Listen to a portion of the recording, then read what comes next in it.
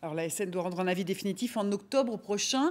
Bonsoir Yannick Rousselet, Bonsoir. vous êtes natif du Cotentin, vous êtes chargé de campagne nucléaire auprès de l'organisation environnementale Greenpeace France. Alors l'ASN s'est basée sur les conclusions d'un groupe d'experts, une trentaine de personnes. Il y avait des gens de la société civile, des industriels et vous, donc de Greenpeace, vous avez étudié un rapport technique rédigé de l'Institut de radioprotection et de sûreté nucléaire.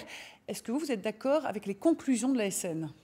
Alors, non. On considère souvent que l'ASN fait très bien son travail. Malheureusement, cette fois-ci, elle a été sous une pression considérable.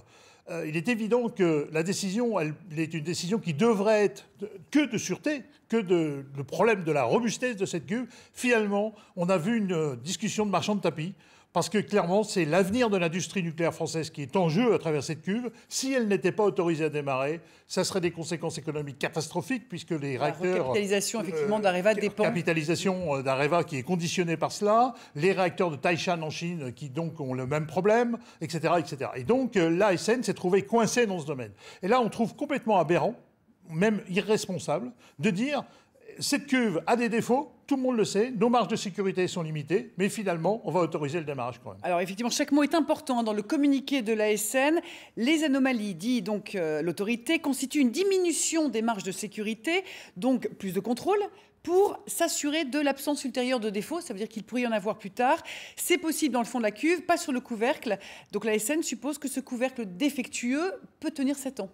Alors c'est un pari. C'est là où il y a tout le problème, c'est que d'un côté on nous dit que cette cuve serait suffisamment robuste pour démarrer, et en même temps on nous dit qu'il va falloir changer le couvercle quand même et faire des contrôles. Ça veut bien dire qu'on n'est pas sûr. Aujourd'hui on a un doute énorme puisqu'il y a un excès de carbone et que cette cuve pourrait très bien ne pas résister à ce qu'on appelle un choc froid en particulier, c'est-à-dire une arrivée d'eau froide dans cette cuve qui ferait casser la cuve. Et évidemment il s'agirait d'un accident nucléaire grave, un accident majeur. Donc évidemment c'est un véritable problème. Ce qu'on ne comprend pas, c'est qu'on autorise finalement à marcher une cuve dont on sait qu'on ne pourra pas contrôler le couvercle, et puis on dit, en 2024, on changera ce couvercle. Il n'aura pas dû donner l'autorisation. Alors justement, EDF et Areva ont déjà pris les devants en passant une commande à un groupe japonais pour un nouveau couvercle. Alors très concrètement, comment ça se passe ? Si jamais le réacteur est mis en marche, on doit changer le couvercle dans 7 ans, si jamais il est construit. Le coût, c'est 100 millions d'euros pour un nouveau couvercle, dit EDF.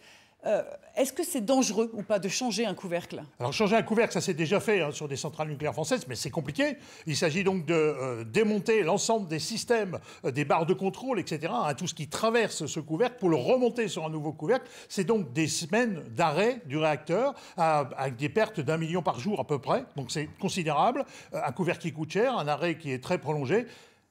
Le minimum des choses aurait été pour EDF de dire « je retarde le démarrage de mon réacteur ». Nous, notre position, c'est qu'il ne faut pas le démarrer du tout. Mais simplement, il aurait dû au moins attendre cela. Même d'un point de vue industriel économique, ça aurait eu du sens. Merci beaucoup Yannick Rousselet. On verra donc ce changement de couvercle peut-être en 2024.